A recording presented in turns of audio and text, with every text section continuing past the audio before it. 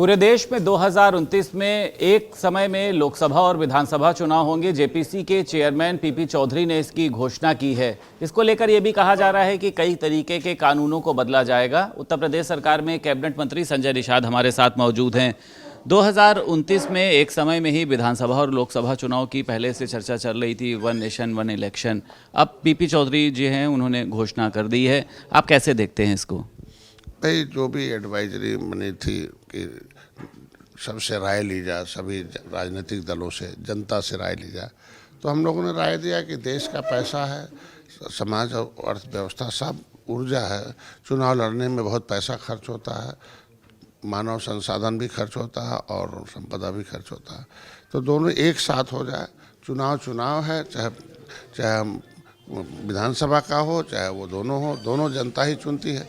एक समय चुन जाए तो पैसा बच जाएगा, और पैसा बचेगा तो उससे देश और प्रदेश का विकास होगा। हमको लगता है सबको तैयार रहना चाहिए और ऐसा होना चाहिए। विपक्ष इसको लेकर पहले से भी विरोध कर रहा है कि आप लोग जानबूझकर जो है ये सारी चीज़ें लोगों पर थोपना चाहते हैं। आप लोग इसको, देश जब आज़ाद हुआ था तो 1952 में पहला चुनाव हुआ था, और जो लोक प्रतिनिधित्व कानून था उसमें ये नहीं लिखा था कि लोकसभा विधानसभा अलग अलग होगा।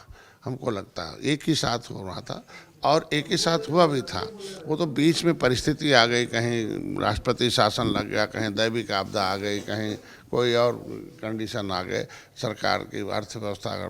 तो ये परिस्थिति बस जो है वो लोकसभा अलग हो गया, विधानसभा अलग हो। लेकिन संवैधानिक रूप से जब देश संविधान में की व्यवस्था लाई गई थी लोक प्रतिनिधित्व कानून का, तो राज्य और लोकसभा का चुनाव एक ही बार हुआ था। तो ये कह रहे हैं कि आप मतलब आपके पास ना इतनी फोर्स है, आप कैसे इतनी फोर्सेस को लगाएंगे? विपक्ष तो ये कह रहा है कि आप लोग बेईमानी करा सकें, इसलिए जो है आप लोग एक साथ ऐसी व्यवस्था करना चाहते हैं। विधानसभा के जब एक ही कमरे में मशीन अलग रखना है, खाली मशीन ही लगना है, आदमी तो वही रहेगा, हैं? आदमी कमरा वही रहेगा, पब्लिक वही रहेगी, जनता वही रहेगी, खाली मशीन है ना, तो मशीन अलग लग जाएगी। क्या दिक्कत है? मशीन क्या फोर्स है आपके पास, इतनी व्यवस्थाएं हैं आपके पास? फोर्स थोड़ी वोट लेती है, फोर्स सुरक्षा देती है। जितना आदमी है जो लोकसभा विधानसभा में उतने रहेंगे तो उनकी सुरक्षा तो फोर्स करेगी, और कर्मचारी उतने लगने। खाली मशीन एक और बढ़ जाएगी, बस मशीन बढ़ जाएगी, टेबल तो उतने रहेंगे।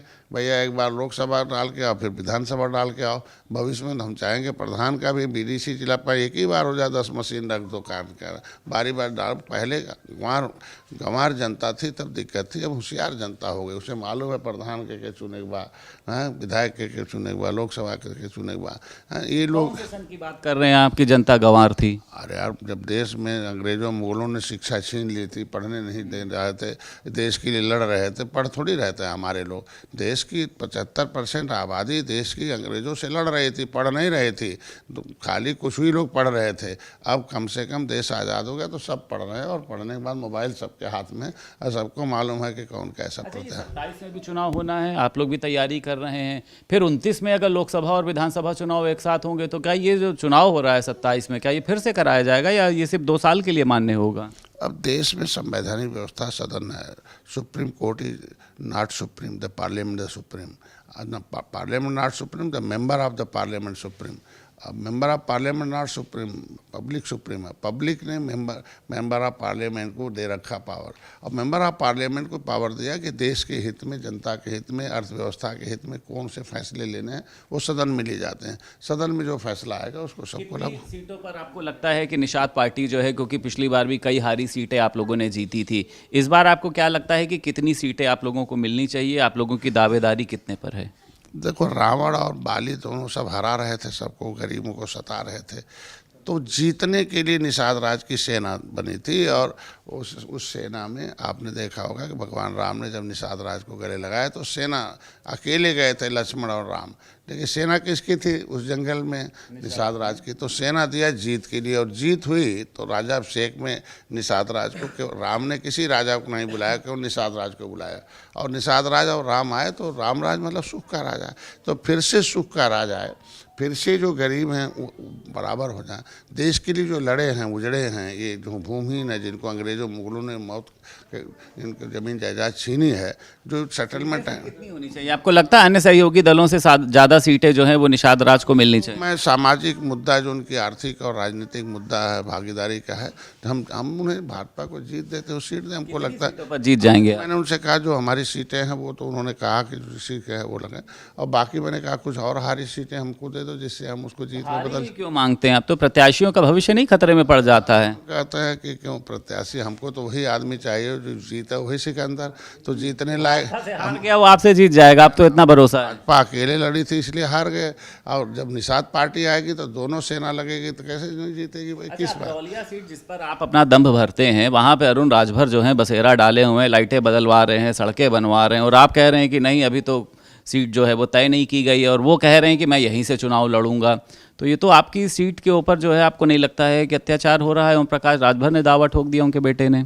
देखिए दावा कोई ठोकता, हम भी दावा ठोके थे गोरखपुर,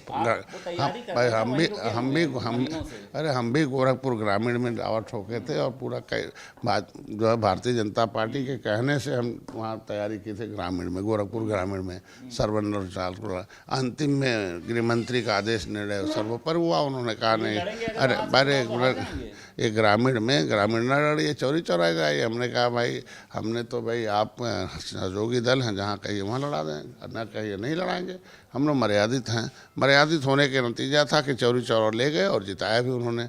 तो हमको लगता है सहयोगी दल होने के नाते भारतीय जनता पार्टी का सहयोग लेके मेहनत करना चाहिए, जहाँ कहे वहाँ लड़ाना चाहिए, और अपने से कोई दावा करना, तो अगर हम अपने ही सब निर्णय लेंगे तो फिर सहयोगी दल होने का क्या मतलब हुआ? हमको लगता है जो भी बयान राजनीति में होना चाहिए वो सामूहिक बयान होना चाहिए। एक आखिरी सवाल ले लीजिए बस, अयोध्या के भी आप बहुत अटैच हैं और प्रभु श्री राम के भी आप लोग बहुत अटैच हैं, उनकी सेना रहें, तो सेना के तकलीफ नहीं हो रही है कि चढ़ावा से चोरी हो गई है? मतलब इतना बड़ा एक कलंक लग गया अयोध्या वासियों के ऊपर, आप लोग आक्रोशित नहीं है कि ऐसा नहीं होना चाहिए था, कि भाजपा में है इसलिए सब कुछ स्वीकार है? कलंक उसके ऊपर लगता है जो चोरी करता है, कलंक उसके लगता है जो भ्रष्टाचारी जारी करने वाले पे कलंक नहीं लगता है? कह रहे हैं कि किसका नियत कब बदल जाए ये देखा जाता, नियत कब बदल जाए, ये तो human is the development animal. तो हो सकता है चंपत राय, अनिल मिश्रा, गोपाल राव, गोविंद गिरी, इनकी नियत बदल गई हो? मैं बता रहा हूँ human is the development animal, human is a social animal, but in the democracy human is a political animal.